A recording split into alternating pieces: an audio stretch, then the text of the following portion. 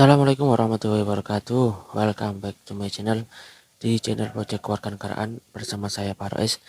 Sebuah channel yang membahas mengenai kabar-kabar terbaru seputar pengangkatan CPNS dan video-video pembelajaran. Untuk Bapak Ibu yang baru tahu channel ini, bisa di subscribe terlebih dahulu biar nanti Bapak Ibu tidak ketinggalan informasi terbaru dari kami. Oh iya Bapak Ibu, untuk rekrutmen CPNS dan P3 akan diumumkan di sekitar bulan September ya, jadi bulan depan. Jadi untuk Bapak Ibu yang ingin tahu update informasinya, tonton terus video ini dan jangan lupa di subscribe. Baik Bapak Ibu, dalam kesempatan kali ini kami akan menyampaikan sebuah berita, yakni informasi penting pendaftaran P3 dan CPNS jutaan honorer wajib tahu ya. Jadi kita langsung aja masuk ke dalam beritanya. Pendaftaran CPNS dan P3K ini data penting BKN juga jutaan honorer harus tahu. Ini kami ambil dari jpnn.com Jakarta. Panitia Seleksi Nasional Calon Aparatur Sipil Negara atau Panselnas CASN sudah mengusulkan jadwal tahapan seleksi CPNS dan P3K kepada Menpan RB Azwar Anas. Panselnas CASN mengusulkan jadwal pendaftaran CPNS dan P3K akan dimulai pada tanggal 17 September. Sehari sebelum pendaftaran dibuka, pada tanggal 16 September diumumkan adanya lowongan CPNS dan P3K.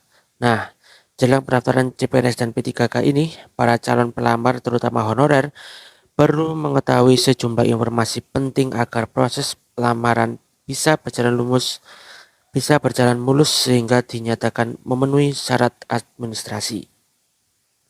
PLT Kepala BKN Haryomo Dwi Putranto saat rakor persiapan pengadaan ASN 2023 di Jakarta 3 Agustus memaparkan data evaluasi pelaksanaan seleksi P3 tahun 2022.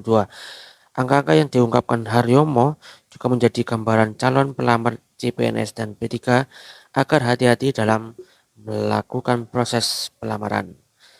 Berikut data review seleksi CASN 2022 yang dipaparkan Haryomo dikutip dari situs resmi Kemenpan RB. Pelamar P3 tahun 2000, guru 2022 jumlah peserta sekitar 364.031. Peserta memenuhi syarat 360.042 atau 98,09%. Pelamar P3 nakes tahun yang lalu teman-teman ya, itu juga memenuhi syarat sekitar 79%. Pelamar P3 teknis itu juga memenuhi syarat atau sekitar 41,2%. Dari data tersebut terlihat jumlah pelamar P3 teknis yang dinyatakan memenuhi syarat tidak sampai 5%. Persoalan seleksi di tahun yang lalu, Haryomo juga menyebutkan sejumlah kendala pelaksanaan seleksi CASN. Untuk seleksi guru,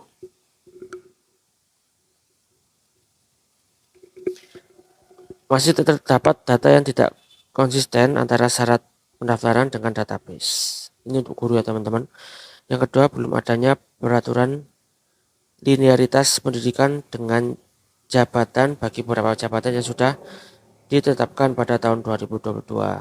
Untuk nakes masih terdapat data non-ASN yang belum terdaftar dalam SIS DMK Kemenkes. Yang kedua, belum validnya data SDR untuk P3 teknis, kesalahan nomenklatur atau ganda, atau salah ketik formasi yang diusulkan instansi. Banyak perubahan status setelah proses pengolahan nilai karena kurang teliti dalam seleksi administrasi.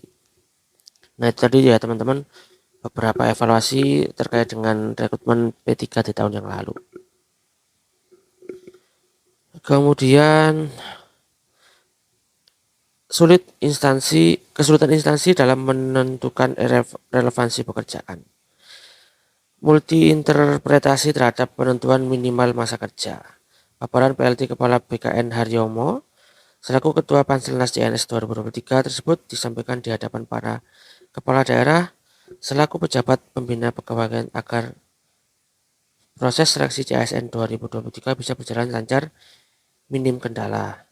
Para calon pelamar terutama honorer juga harus cermat untuk melakukan pendaftaran CPNS dan P3 agar tidak gugur di tahapan awal atau tidak gugur di tahapan seleksi administrasi. Ya itu teman-teman berita terbaru dari kami. mengenai evaluasi pelaksanaan rekrutmen P3 di tahun yang lalu. Wah, jadi semoga bermanfaat buat teman-teman semuanya. Kita ketemu lagi di konten yang selanjutnya.